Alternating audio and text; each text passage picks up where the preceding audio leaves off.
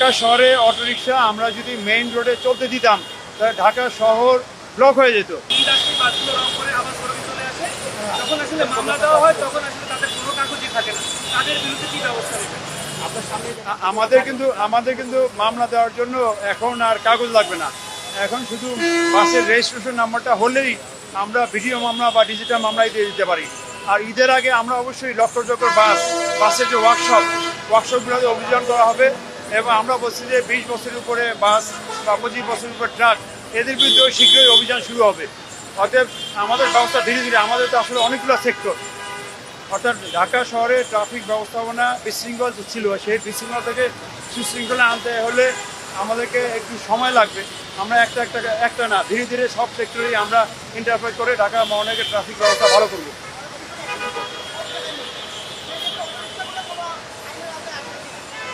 Autorickshaw তো actually registration নাই, এক নম্বর। আর অটোরিকশার বিষয়ে আমরা বলি, ঢাকা শহরে অটোরিকশা আমরা যদি মেইন রোডে চলতে দিতাম তাহলে ঢাকা শহর ব্লক হয়ে যেত। আমাদের পুলিশ সহ বিভিন্ন সংস্থা কাজ করে ঢাকা মহানগরের মেইন রোডে অটোরিকশা আসতে দেয় না। তারপর হয়তো 5% অটোরিকশা আসে, 5% অটোরিকশা আসে, ট্রাফিক জ্যামে খুব একটা এফেক্ট করে না, হয়তো অ্যাক্সিডেন্টের এফেক্ট করে।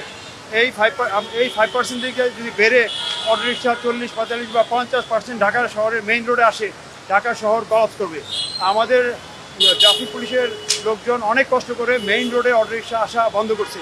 তবে আমরা ঢাকা নগরবাসীর কাছে আহ্বান জানাবো যে আপনারা মেইন রোডে অটোরিকশা নিয়ে আসবেন না। অটোরিকশাওয়ালাদের সাথে আমাদের বিভিন্ন সময় মিটিং হয়েছে, তারাও আসতে খুব একটা ইচ্ছুক না। তারপর বেশি ভাড়ার আশা অনেকে আসে, কিন্তু এই আশাটা তাদের দোষের চেয়ে আমি মনে করি যে আমাদের লোকজন তারা বুঝায় নিয়ে আসে যে এখানে আসি, যান উল্টা রাস্তায়, ট্রাফিক আপনারা কিছু বলবে না। অর্থাৎ যারা বলা যায় যে বিভিন্ন কারণে তারাই নিয়ে আসে, ড্রাইভারের চেয়ে বেশি দোষ হলে অটোরিকশার যাত্রী। অর্থাৎ যাত্রী সাধারণের প্রতি আমরা আহ্বান করবো কোনো ক্রমেই অটোরিকশা নিয়ে যেখানে নিষিদ্ধ রোড মেইন রোডে আসবেন না। যাত্রী সাধারণ সচেতন হলে মেইন রোডে যে 5% অটোরিকশা আসে সেটা আসা বন্ধ হবে, আরও স্পিড হবে। আর অলিতে গলিতে অটোরিকশা চলে, সেগুলো নিয়ে সরকার কাজ করছে অটোরিকশা কন্ট্রোলের জন্য বিভিন্ন নীতিমালা তৈরি।